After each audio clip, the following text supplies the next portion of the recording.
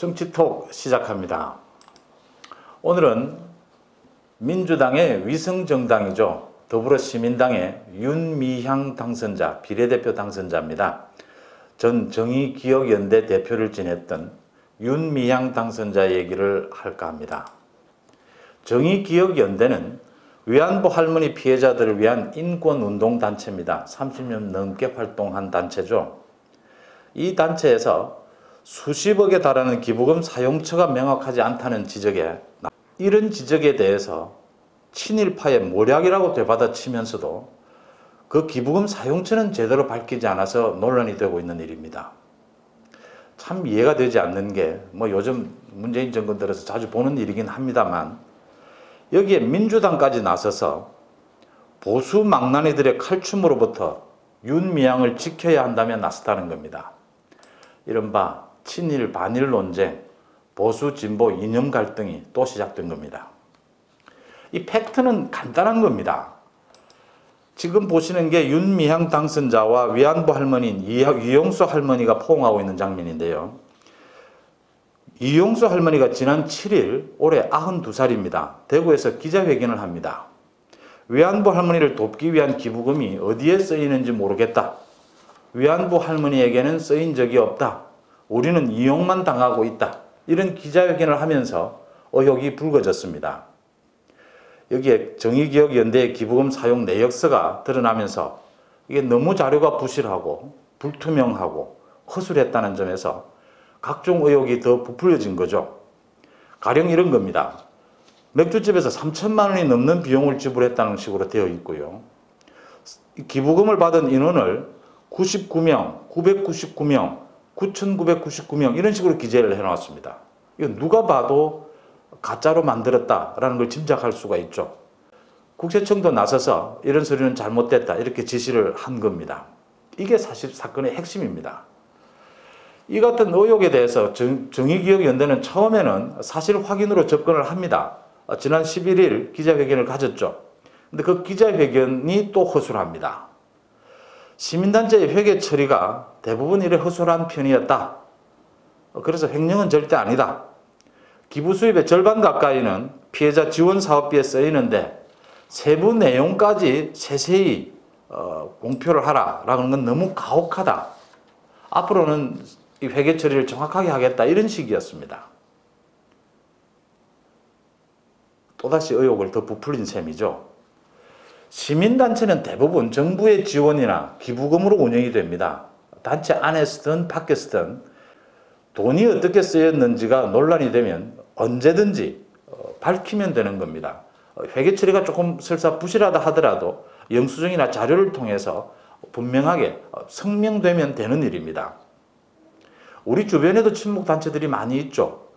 이런 논란이 있을 때가 있습니다. 그래서 총무는 돈이 얼마나 모였고 얼마나 쓰였는지는 정확하게 기재를 하는 편이죠. 하물며 오랫동안 활동한 시민단체고 또 그 단체를 대표를 지내다 국회의원까지 된 사람은 누구보다도 깔끔하게 이런 의혹에 대해서 정리를 하는 게 도리입니다. 하지만 각종 의혹이 깔끔하게 정리되지 않자 야당과 언론에서는 윤 당선자의 자녀 유학비라든지 윤 당선자 부부의 월급이 논란이 되더니 이제는 한일 위안부 합의에 대한 윤 당선자의 행태까지 거론하기 시작했습니다. 윤 당선자도 지난 11일까지 사실관계를 밝히기 위해서 기자회견까지 열었다가 이제 태도를 바꿉니다. 제대로 된 자료를 내놓지 못하고 의혹이 더 커진 거죠. 윤 당선자가 태도를 바꾸면서 민주당도 갑자기 태도가 돌변합니다. 이른바 진영 논리로 윤 당선자를 보호하기 위해 나선 겁니다. 자, 팩트체크에 자신이 없는 겁니까? 아니면은 우리가 기억하는 조국스럽게 하는 게 이제 버릇이 된 겁니까? 윤 당선자 말부터 바뀝니다. 6개월 동안 가족과 지인들이 숨소리까지 탈탈 털린 조국 전 법무부 장관이 생각납니다. 윤 당선자의 말입니다. 회계 처리 문제를 위안부 진상규명과 일본 사죄에 찬물을 끼얹으려는 보수 언론과 미래통합당이 만든 모략극입니다. 여자 조국이 탄생하는 순간입니다. 다시 한번 정리합니다. 조국 전 장관요, 언론에 탈탈 털린 거 맞습니다. 그런데 그건 조국이 법무부 장관에 취임하기 위해서 청문회에 나섰기 때문입니다. 저도 조국 전 장관의 자녀 성적까지 공개되는 건 그건 너무 과했다, 그렇게 생각합니다만, 지난 15년 동안 우리 국회에서 각종 청문회에 나선 모든 후보들이 사생활까지 탈탈 털리는 일을 겪어야 했습니다. 이 청문회 제도를 바꿔야 한다는 것에 저도 동의하고요. 하지만 그 제도를 바꾸는 문제는 이 문제와는 별개의 문제입니다. 조국 장관은 또 국회까지 와서 해명을 했습니다. 그런데 의혹을 더 부풀렸습니다. 부인했기 때문이죠. 자기 책임이 아니라는 걸로 떠넘기고요. 윤미향 당선자가 이같이 큰 소리를 치면서 자세를 돌변하자 민주당도 바뀝니다. 민주당은 조국 이름만 나오면 정신이 혼미해지는 겁니까? 아니면 윤미향도 조국처럼 묻지도 따지지도 말고 지켜야 하는 핵심 인물입니까? 이해찬 대표는 대변인을 통해서 처음에 사실관계를 정확하게 확인해라, 그것이 우선이라고 말을 했습니다. 하지만 민주당 의원들은 지난 11일부터죠. 윤미향이 조국이 생각난다고 한 그날부터입니다. 윤미향 일병 지키기에 나서서 이런 의혹을 제기하는 비판적인 언론, 야당 모두를 친일파라고 싸잡아 비난하기 시작합니다. 경남 양산에서 이번 총선에 당선된 김두관 의원입니다. 양산에서 당선될 때의 모습인데요. 김두관 의원의 말입니다. 줄여서 합니다. 윤미향 지키기에 침묵한다면 보수 망나니의 칼춤은 얼마 지나지 않아 우리의 목덜미를 겨누게 될 것입니다. 저는 김두관 의원을 지난 20년 전부터 남해 군수 시절부터 지켜봐 왔습니다. 평소에 이런 섬뜩한 말을 하는 분이 아니라는 걸로 알고 있습니다. 과묵한 편이고요. 또 진중하죠. 점잖고요. 하지만 이번 총선에서 양산에서 당선된 이후 사람이 바뀐 겁니까?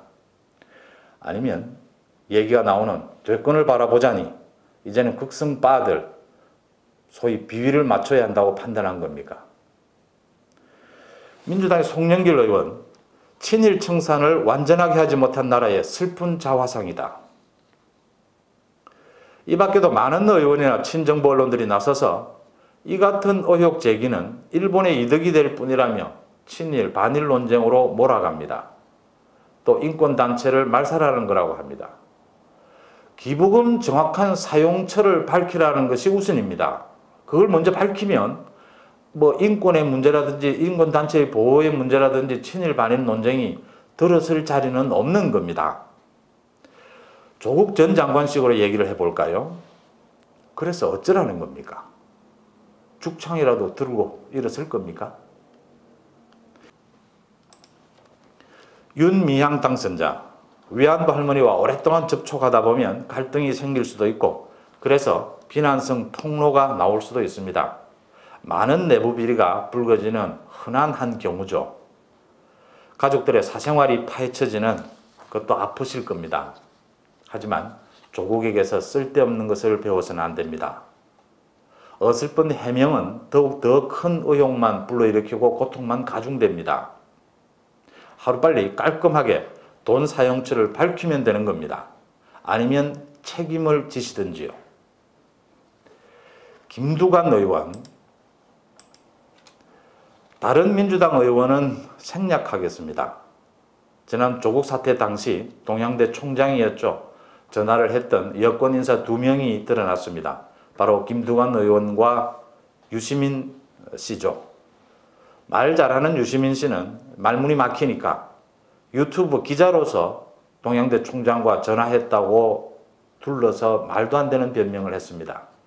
하지만 김두관 의원은 많은 비난에도 불구하고 그저 잘 아는 안면이 있는 사이여서 사실 확인차 전화를 했다고만 밝혔습니다.